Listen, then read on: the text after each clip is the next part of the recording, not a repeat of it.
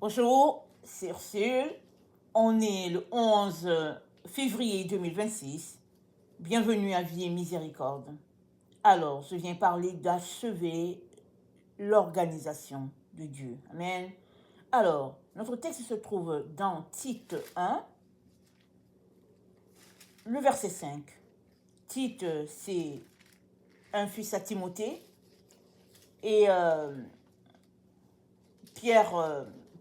Paul l'a converti alors que Tite est grec d'origine. Et Paul l'a pris sur son épaule pour le former, pour faire de lui, n'est-ce pas, un serviteur de Dieu, quelqu'un sur qui il peut compter pour faire avancer l'œuvre de Dieu. Et dans Tite 1, le verset 5, Paul dit, « Je t'ai laissé en Crète afin que tu mettes en ordre ce qui reste à régler et que, selon mes instructions, tu établisses les anciens dans chaque ville. » Amen. Alors, Paul a pris Tite sous son épaule. Ils ont fait des voyages missionnaires. Bien que Tite était jeune, Paul pouvait compter sur lui.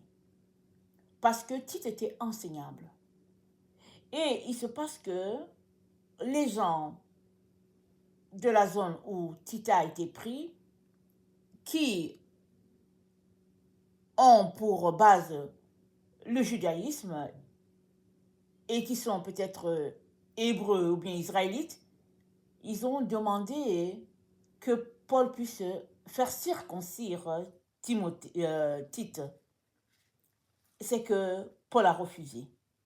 Alors, ici, dans Tite, Paul lui dit, si tu es là-bas, en Crète, c'est pour mettre de l'ordre dans ce qui reste à faire. Ça veut dire quoi? Ça veut dire que Paul a commencé cette œuvre-là avec Tite et puis peut-être d'autres personnes comme Barnabas et puis et Timothée et tout. Et il a laissé Tite là-bas. Il lui a montré les choses que Tite devrait faire et il lui a dit, je t'ai laissé là-bas pour cela, pour mettre l'organisation, pour mettre de l'ordre dans l'organisation. Ce qui reste à faire là, je t'ai laissé là-bas pour que tu achèves cela et que tu places les gens ça et là, leur instruisant, leur donnant des instructions selon ce que moi, Paul, je t'ai donné à toi, Tite, et pour que le travail puisse continuer. Amen. C'est un travail de formation. C'est un travail où l'enfant de Dieu est équipé par le Saint-Esprit, que ce soit d'une formation de Saint-Esprit à toi ou bien d'une formation de Saint-Esprit en passant par ton mentor qu'il t'a donné. Toujours est-il que le travail doit être fait selon les directives de l'Esprit. Et à Galates, chez les Galatiens, pendant que Paul était chez les Galates, il dit, il donne cette information, nous sommes dans Galates 2.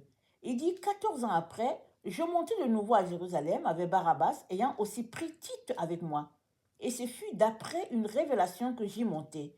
Je leur exposai l'évangile que je prêche parmi les païens. Je l'exposais en particulier à ceux qui sont les plus considérés, afin de ne pas courir ou avoir couru en vain.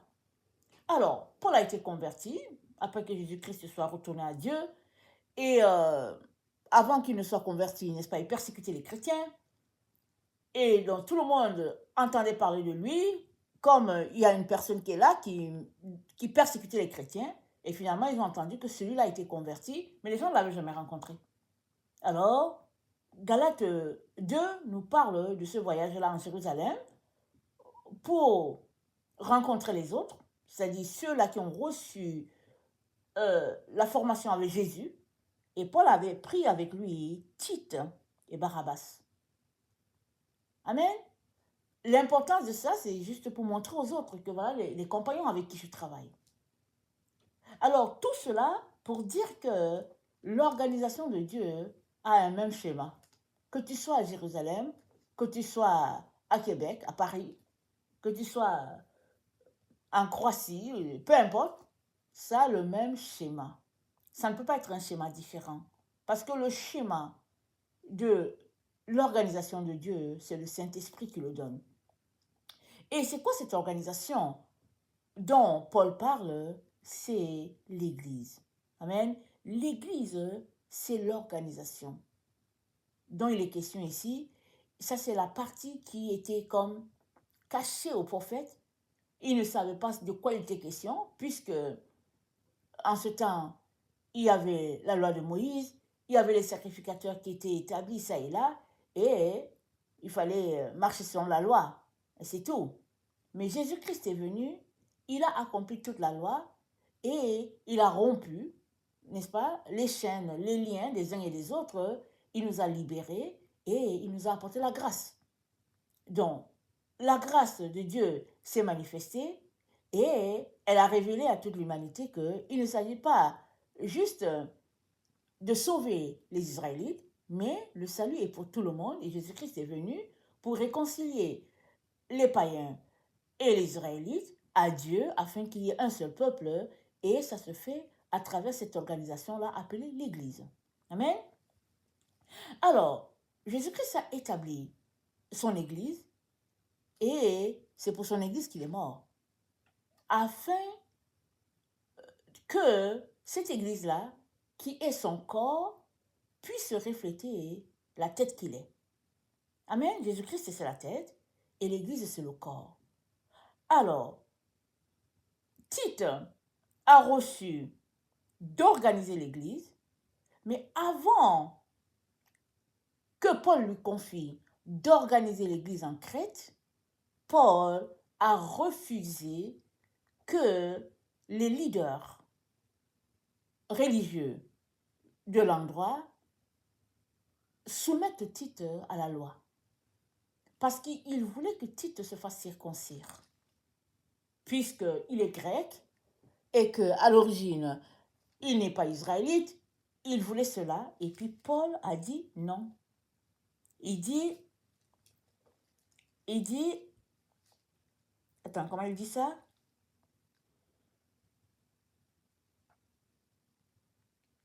Ok, Galates 2, le verset 4, il dit, à cela, à cause des faux frères qui s'étaient furtivement introduits et glissés parmi nous pour épier la liberté que nous avons en Jésus-Christ, avaient l'intention de nous asservir.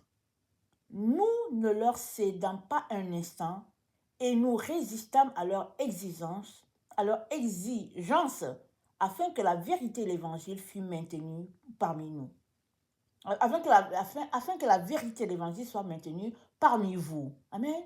Donc Paul nous dit que ils n'ont pas cédé au conseil des uns et des autres concernant la circoncision de Tite parce qu'ils ne voulaient pas être asservis. Jésus-Christ a libéré l'Église. Paul tenait à ce que cette Église-là garde sa liberté. Amen. Et il est donc important que, même si nous sommes au XXIe siècle, et que nous sommes dans une culture babylonienne ou bien occidentale, il est important que l'Église de Jésus-Christ garde toujours sa liberté. Et pour cela, on a besoin d'être soumis au Saint-Esprit. Si bien que nous soyons à n'importe quel coin de la terre, si le Saint-Esprit est là, l'Église de Jésus-Christ aura le même schéma. Elle aura le schéma de l'Église qui était du temps des apôtres. Et elle aura le même schéma, qu'elle soit en Chine, au Québec, au Sénégal, ce sera le même schéma. Amen. Alors, c'est important pour toi et moi de nous soumettre au Saint-Esprit. Parce qu'il y a une seule fondation. Pour cela, Éphésiens 1, au verset 22, nous sommes informés de ceci. Nous sommes informés que Jésus-Christ a tout mis sous ses pieds. Il l'a donné pour chef suprême. Pardon, excusez-moi. Jésus-Christ a déployé. La force a été déployée en Christ et il a été ressuscité et il a été placé au-dessus de toute domination, toute autorité, toute puissance, toute dignité.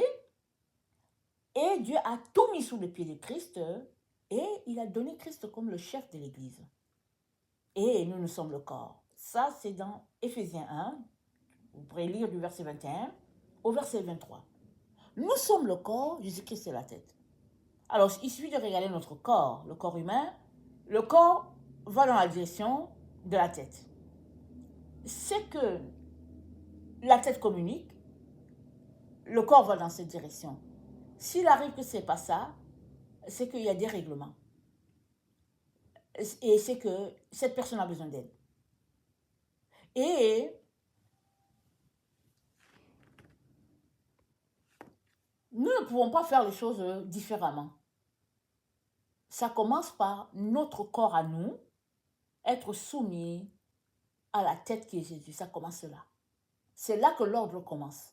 Voilà pourquoi Paul a refusé que les gens viennent mettre cette affaire de circoncision sur Tite. Paul a refusé. Voulant que Tite soit tout simplement l'enfant de Dieu, libéré de tout lien et appelé tout simplement à établir les choses telles que Dieu l'a appelé à faire. Et c'est la même chose pour chacun de nous. Parce que nous avons été édifiés sur le même fondement que celui des apôtres, sur le même fondement que celui des prophètes. Nous ne pouvons pas faire les choses différemment. Alors, au verset 21 d'Éphésiens 2, c'est dit, tout l'édifice bien coordonné s'élève pour être un temple saint dans le Seigneur. En lui, vous êtes aussi édifiés pour être une habitation de Dieu en esprit. Tu es édifié pour être l'habitation de Dieu. Je suis édifié pour être l'habitation de Dieu. On ne peut pas faire les choses différemment. Tout l'édifice s'élève comme un seul bloc pour que l'œuvre de Dieu soit telle que le Seigneur l'a établie. Amen. Il est donc important que là où tu es, si tu n'as pas encore donné ta vie à Jésus, il est temps que tu le lui donnes et que tu fasses partie de son organisation. Et son organisation n'est pas taillée à la mesure des hommes. Elle n'est pas taillée à la mesure, n'est-ce pas, des entités quelconques. Elle est taillée à la mesure du Saint-Esprit. Voilà pourquoi, si tu donnes ta vie à Jésus, le Saint-Esprit va venir habiter en toi. Il va faire de toi un enfant de Dieu. Automatiquement, tu es intégré à cette organisation appelée Église. Et puis, tu vas grandir ensemble avec l'édifice, tout le monde ensemble, afin qu'il y ait un seul corps et une seule tête. Amen. Je vais continuer dans la partie 2 et je viens tout simplement t'encourager à ne pas laisser passer cette occasion-là. Donne ta vie aujourd'hui à Jésus et puis expérimente la liberté de l'enfant de Dieu. Amen et alléluia. Amen.